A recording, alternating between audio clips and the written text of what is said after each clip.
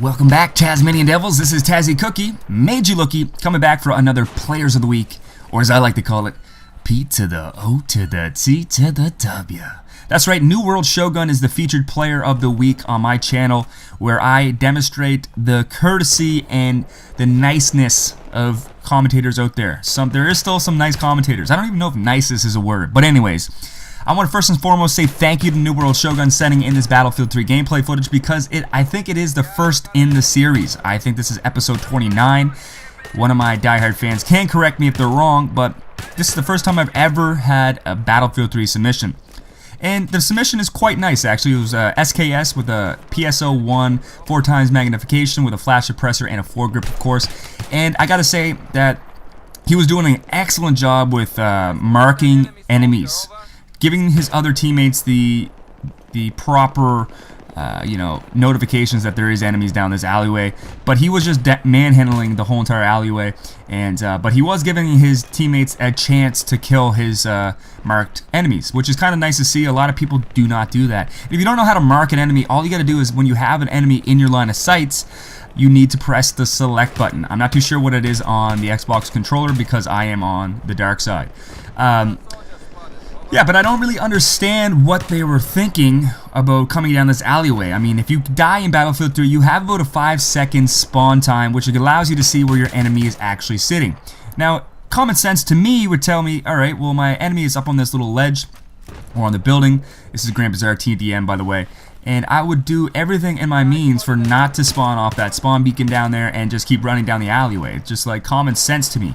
But you know, everyone starts in different places with Battlefield 3. It's a very hard game to adapt to, especially if you're playing a cookie-cutter game like Call of Duty. I have nothing wrong with Call of Duty, I'm just saying. My little nephew picked up the game, and he's almost as good as me now.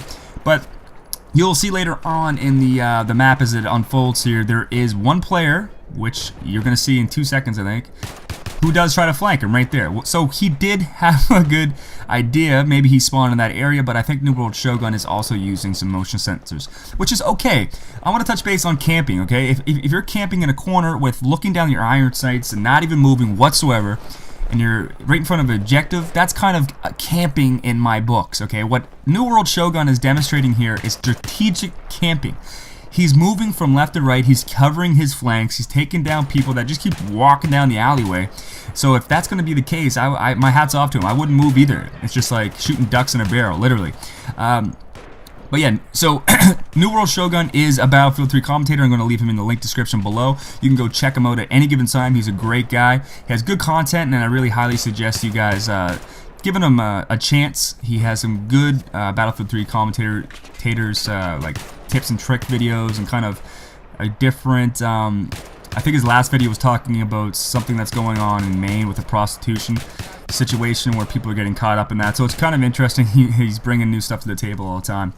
Now, if you want to be featured as a Player of the Week, all you need to do is follow me on Twitter at Taz_Cook, or send me an email at tazzycookie@gmail.com. So here's a poor bastard that is actually flanking him. He's like, oh, I'm going to get up the stairs here. I'm going to take with the sniper. Give me those dog tags, bitch. NewWorldShogun saying, no, no, no. Who's your daddy? I'm your daddy.